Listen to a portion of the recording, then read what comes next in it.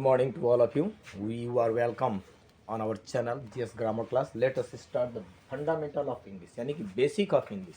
यानी कि बेसिक तो हम लोग पहले से शुरुआत करते आ रहे हैं, यानी कि पार्ट ऑफ स्पीच इसका बेसिक होता है, लैंग्वेज भी बेसिक होता है। तो चलिए हम लोग आज शुरुआत करने जा रहे हैं फ्रेज, क्लोज एंड सेंटेंस, यानी कि ये भी एक फंडामेंटल है। हालांकि पहले वाला वीडियो को देखिएगा, शुरू से अगर अंत तक देखेंगे तो आपको इंग्लिश बोलने में हेसिटेट नहीं होगा और आराम से बोल सकते हैं। देखिए फ्रेज, क्लॉज एंड सेंटेंस ये क्या है, ये तीनों का पहले हम लोग डिफरेंस को जानेंगे और सिमिलैरिटी को जानेंगे।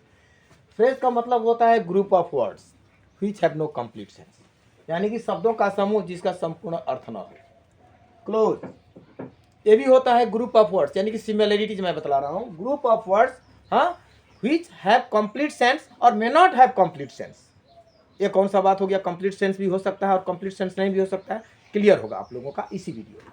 उसके बाद सेंटेंस, सेंटेंस का मतलब होता है वाक्य। वाक्य तो वाक्य होता है, sentence is always sentence which have a complete sense always. अब हम लोग चलेंगे हिंदी में, इसका होता है फ्रेज का मतलब होता है वाक्य अंश, यानी कि वाक्य का एक छोटा सा अंश। क्लोज का मतलब होता है उपवाक्य।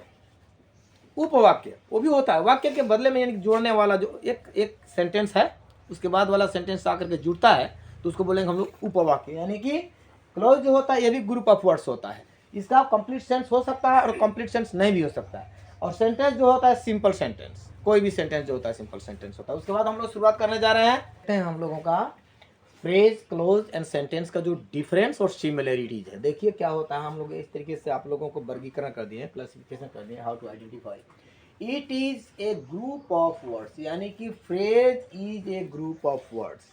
याद रहेगा कि मैंने तीनों है। देखिए it is a group of words, it is a group of words, यानी कि फ्रेज भी वाक्यों का समूह होगा, क्लोज भी उपवाक्य जो होता है वो भी शब्दों का समूह होगा, और वाक्य तो शब्दों का समूह है। ये है दूसरा नंबर इसमें का जो है डिसिमिलैरिटी। ये जो है हम लोग का सिमिलैरिटीज था।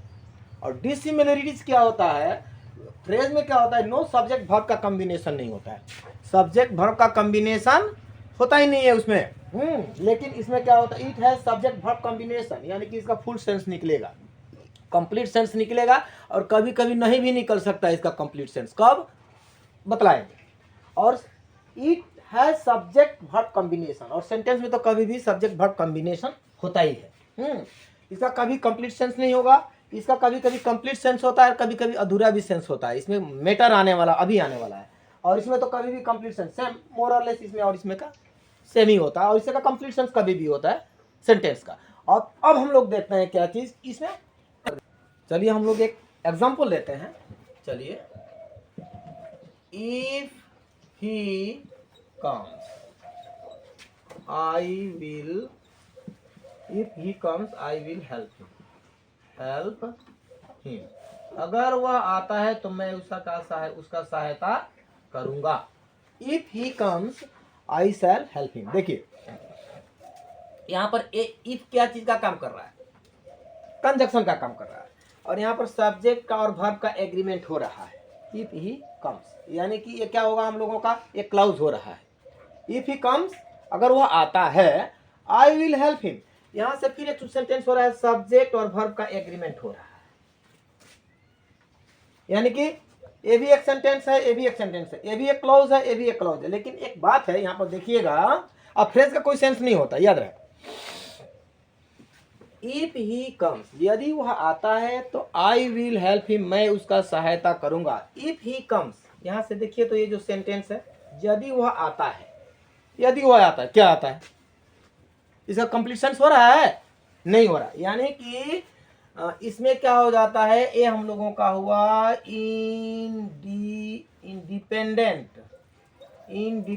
क्लॉज। क्लॉज का एक हम क्लास लेंगे, वर्ब क्लॉज, सब बहुत सारा क्लॉज है।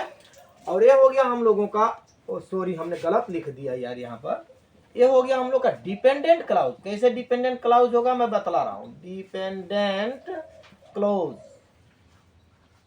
और ये हो गया हम लोगों का यहाँ से लेकर के यहाँ तक, यानी कि सब्जेक्ट वर्ब का एग्रीमेंट हो रहा है, ये हो गया हम लोगों का इंडिपेंडेंट क्लाउज। इंडिपेंडेंट क्लाउज, हाँ इंडिपेंडेंट। अच्छा, इसे साधारण अगर हम लोग जाएंगे तो डिपेंड का मतलब क्या होता है, निर्भर करना, निर्भर कर।